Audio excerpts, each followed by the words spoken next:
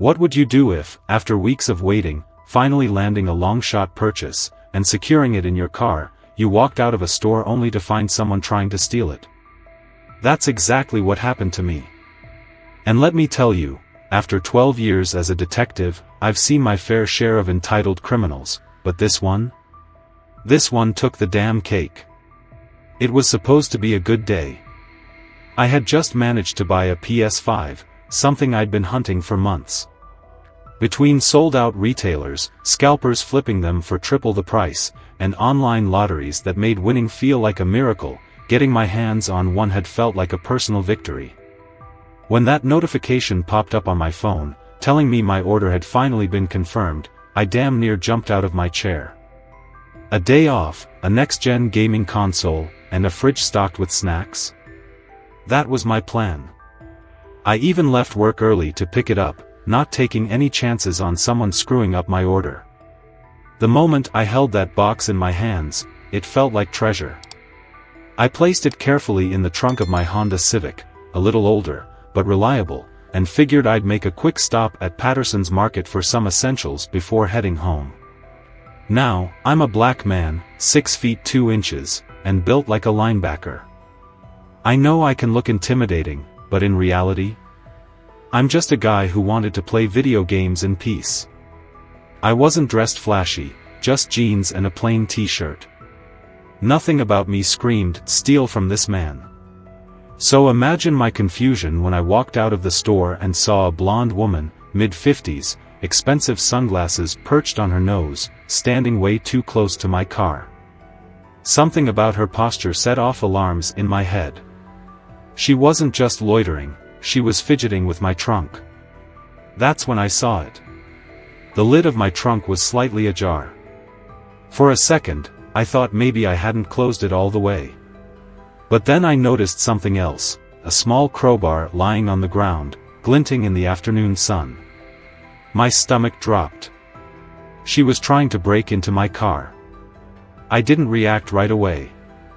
Years on the force had trained me to observe first, act second. But inside, my mind was already running through the possibilities. Was she just a nosy passerby? A common thief? Or was this about to turn into something worse? I stepped closer, keeping my voice even. "Can I help you with something?" The woman startled, jerking back like I had caught her sacrificing a goat in broad daylight. For a split second, I saw guilt flash across her face before it morphed into something nastier, entitlement.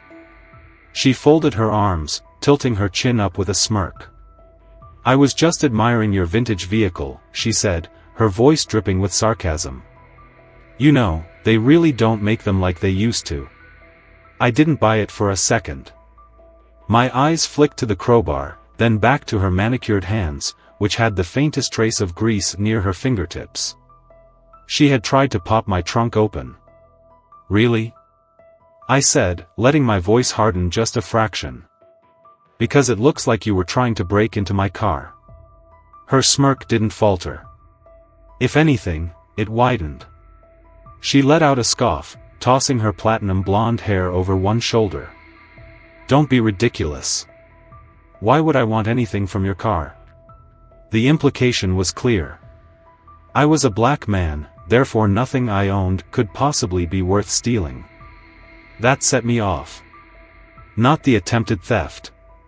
Not the damage to my car. It was the casual racism, the entitlement, the smug assumption that she could do whatever she wanted, and I'd just take it. I exhaled sharply. "Oh, I don't know," I said, taking a step closer. "Maybe because of the brand new PS5 I just bought and put in there 10 minutes ago?" For the first time, her expression wavered. Her eyes flicked to my trunk, just for a second, but I caught it. She knew exactly what I was talking about. And then, like it was scripted, she switched gears. Her face twisted into mock outrage, and she gasped dramatically. "I don't know what you're talking about. You're harassing me. I feel threatened." Before I could even process the sheer audacity of the situation, she reached into her purse and pulled out her phone. Her thumb hovered over the emergency dial. Oh, you have got to be kidding me. I had seen this act before. I had witnessed it play out against innocent people. And now, somehow, I was the unwilling actor in her twisted little drama. I'm calling the police, she shrieked. This man is threatening me. He tried to attack me. I couldn't believe it. I knew exactly what was about to happen. She was going to cry. She was going to scream. She was going to turn this into a scene, and all it would take was one officer who didn't know me, one patrol cop who bought her act, and I'd be in cuffs before I could even say, "Detective." She pressed the call button. I clenched my jaw, inhaling through my nose. Stay calm, stay controlled, stay in charge. Ma'am, I am not threatening you, I said, keeping my hands visible. I caught you trying to steal from my car. Just admit what you were doing, and we can avoid all of this. She ignored me completely. Her voice trembled on cue as she spoke into the phone. He's yelling at me. I'm so scared. He's huge. I don't know what he's going to do. Inside, I was seething. I had dedicated my career to upholding the law, and now I was about to be treated like a criminal because a privileged white woman decided to weaponize the system against me. I glanced around. Other shoppers had started watching. I could feel their judgment, the subtle assumptions in their eyes. They weren't seeing a detective catching a thief. They were seeing a black man in a dispute with a white woman. And we all knew how that story usually ended. I had to be smart. I had to be ahead of this. So, I pulled out my own phone and called my partner. Ryan. I need you at Patterson's Market. Now. His voice sharpened. What's wrong? I exhaled slowly, my eyes never leaving the woman still performing for the 911 operator. Karen's situation, I muttered. And I think it's tied to our case. Ryan didn't hesitate. We're on our way. Don't do anything stupid. I gave a dry chuckle. Wouldn't dream of it. I ended the call and leaned against my car, watching Debbie Whitman pace back and forth, still feeding lies into the phone. She thought she had won. She thought I was some low-level nobody who would back down the second cops showed up. What she didn't know was that the cavalry was coming. And they weren't here for me. The minutes dragged like slow-moving traffic, but I stayed exactly where I was, arms folded, watching Debbie Whitman spin her tale of fiction into the phone. Every few seconds, she'd glance at me, her lips curling into a smug little smile, like she was savoring what she believed to be her imminent victory. She thought she had me. Then, in the distance, I saw the flashing red and blue lights. Debbie practically lit up at the sight of the patrol cars pulling into the lot. She waved them down like she was welcoming old friends, already moving toward them before they had fully parked. Her crocodile tears seemed to activate on command, and she launched into her performance before the officers even had a chance to ask what was going on. Asterisk, officer. Thank God you're here. Asterisk, she cried, her voice cracking just enough to sell the hysteria. Asterisk, this man, he grabbed me. He tried to steal my purse. I thought he was going to, asterisk, she let out a little sob, covering her mouth for dramatic effect. I didn't move. I didn't say a word. I just waited. The two officers, a young man and a woman, immediately turned their attention to me. Their hands rested on their holsters, not quite reaching for their weapons, but ready. Sir, hands where we can see them, the male officer ordered. I didn't flinch. Now it was my turn. I reached into my back pocket, slow, deliberate, no sudden movements, and pulled out my badge. Detective Marcus Carter. Homicide and Major Crimes, asterisk asterisk. The female officer's eyes widened slightly in recognition. She had seen my face before. Maybe from precinct meetings, maybe from internal bulletins. Either way, the realization hit her fast. Asterisk, Detective Carter? Asterisk, she asked, exchanging a glance with her partner. That's me, I confirmed, keeping my voice steady. And I'd love to explain exactly what's happening here, because this woman, I gestured toward Debbie, whose face was rapidly losing color, asterisk, was just caught trying to break into my trunk. Asterisk. The shift was instantaneous. The officers, who had been seconds away from taking me down, now turned back to Debbie, their expressions no longer friendly, no longer trusting. "Ma'am, we're going to need you to step aside and explain what happened," the male officer said, his voice far less accommodating than before. Debbie flinched, she wasn't prepared for this. This wasn't how things were supposed to go. Asterisk, no, no, no. Asterisk, she stammered. Asterisk, he's lying. He stole that badge. He's pretending to be a cop. Asterisk. That one actually made me laugh. "You're welcome to call the precinct and confirm," I said, nodding toward the female officer, who was already reaching for her radio. Debbie's eyes darted around wildly, searching for an escape, an out, anything to get her back on top of the situation. She wasn't used to losing. And that's when Ryan pulled up. My backup had arrived. Detective Ryan Mitchell stepped out of his unmarked car, taking in the scene with a slow, deliberate scan. Then, with all the casual confidence in the world, he let out a low whistle. Asterisk, well. What exactly do we have here? Asterisk. Debbie visibly paled. Ryan walked over, clapping a hand on my shoulder, then turned to the officers. Asterisk, this is the Karen situation Marcus called in, huh? Asterisk. Asterisk, Karen? Asterisk, Debbie shrieked, her composure cracking for the first time. Asterisk, how dare you? That is a slur. I will not stand for this level of disrespect. Asterisk. Ryan didn't blink. He just smirked. Asterisk, lady, you're about 10 seconds away from getting hauled off in cuffs. Might want to rein it in. Asterisk. She turned back to the officers, desperate now. Asterisk, he's setting me up. I don't even know what's in that car. Asterisk. She stopped short as the patrol officers began moving toward my vehicle.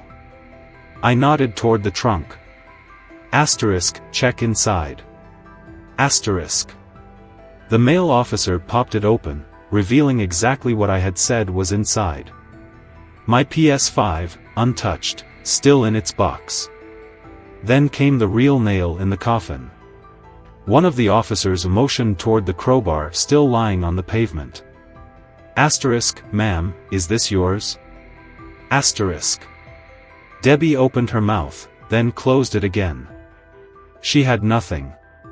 Ryan let out a short, dry chuckle. Asterisk, yeah. That's what I thought. Asterisk. She looked like a caged animal, her eyes flicking around for some kind of escape route. Then, like clockwork, she pivoted again. Asterisk, okay. Maybe I touched the trunk, but I was just checking because I thought it was my car. Asterisk. That was it. That was her final, pathetic excuse. Lady, Ryan drawled, rubbing his temples. Asterisk, you drive an SUV. Asterisk. That shut her up real fast. The officers exchanged a look, and the male officer clicked on his radio. Asterisk, dispatch, we have a situation here. Possible attempted vehicle break-in. Requesting forensics team on site to check for prints. Asterisk. Debbie sucked in a breath. She knew. This was not going her way. She thought she was going to have me in cuffs.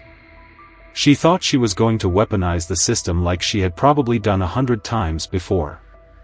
But today? Today, the system wasn't on her side. Debbie Whitman was unraveling. The confidence, the smug entitlement, the weaponized white womanhood, all of it was crumbling in real time. She had played her hand, thinking she'd win by default, but this wasn't her scripted little drama anymore. Now, she was just another suspect. The patrol officers turned their attention toward her SUV, a late-model Lexus, spotless and pristine, except for the scratches around the locks. Ryan caught the detail immediately. He motioned to one of the officers. "Check that vehicle. If I had to bet, I'd say we're going to find something interesting inside." Debbie's reaction was instant. Her breath hitched, and she lurched forward, putting herself between the officers and her car. "You can't search my vehicle. This is harassment. I know my rights." Ryan let out a short, unimpressed laugh. "Yeah. And I know the law. We've got probable cause." Debbie turned to the patrol officers now, desperation creeping into her voice. "Listen, this is all a big misunderstanding. I was just trying to make sure his car was locked. That's all. And now I'm being treated like a criminal? Over what?" Ryan didn't even acknowledge her. He was already speaking into his radio, getting clearance for a search. Minutes later, the officers popped the trunk of Debbie's SUV, and that's when everything fell apart. Stacked neatly in the back were multiple boxes of high-end electronics. Gaming consoles. Laptops. Tablets. All still in their original packaging. Ryan let out a low whistle. Well. What do we have here?" One of the patrol officers picked up a brand new MacBook, checking the serial number against the database of recent thefts. Within seconds, his radio crackled. Confirmed stolen property. That laptop was reported missing last week from a car break-in across town. Debbie's entire body stiffened. I don't know how that got there," she sputtered. Ryan raised an eyebrow, motioning to the patrol officer. "Check under the front seat. If she's working a pattern, she's keeping a ledger." The officer crouched down, reached beneath the driver's seat, and pulled out a spiral-bound notebook. Flipping it open, Ryan's smirk grew wider. "Jackpot," he muttered. Inside, every stolen item was logged. Dates. Serial numbers. Selling prices. And then, in the middle of a page, written in Debbie's own handwriting, was something even worse. A name. Jamal Turner. Ryan held up the notebook, his expression turning sharp. Looks like our Karen wasn't just stealing. She was setting up someone else to take the fall. The pieces clicked together in an instant. The pattern of electronics thefts. The fake reports. And now, a clear attempt to frame a black store employee by planting stolen goods under his name. Debbie must have realized how deep she was sinking, because now she changed tactics again. "I was forced into this," she blurted. It was my husband. He's the one running things. I didn't know." Ryan scoffed. "Lady, your name is written all over this. Your prints are gonna be all over those boxes. You seriously expect us to believe you weren't involved?" She panicked, eyes darting between the officers, me, Ryan, anyone who might take pity on her. But it was too late. The patrol officer closest to her reached for his cuffs.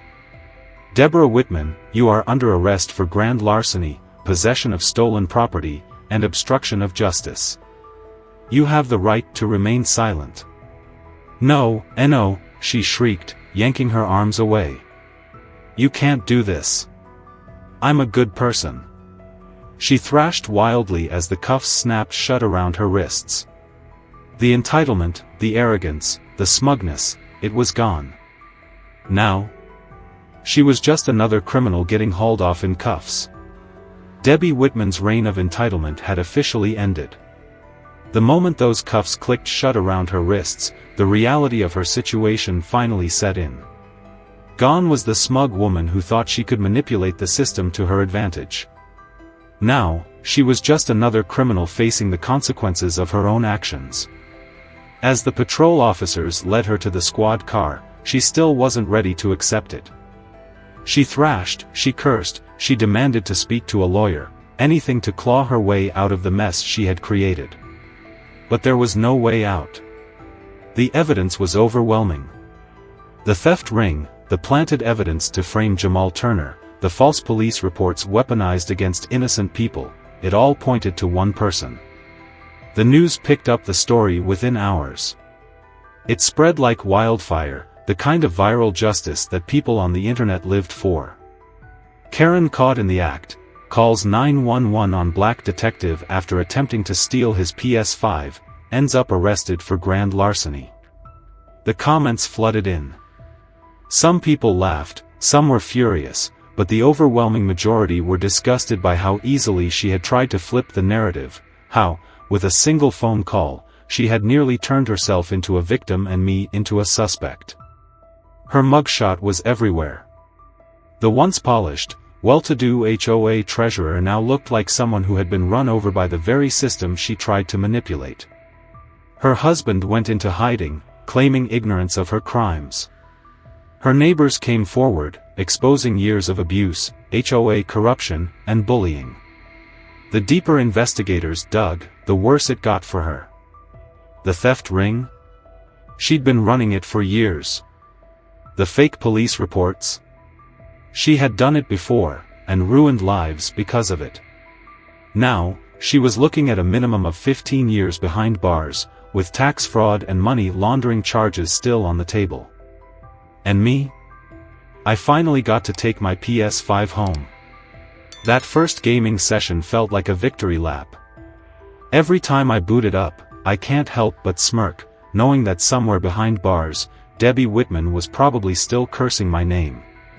But the truth is, she didn't lose because of me. She lost because she underestimated the system she thought she could control. And it makes you wonder, how many people like her actually get away with it? Have you ever encountered a Karen who tried to twist the truth in their favor? Share your experiences below, let's see who had it worse.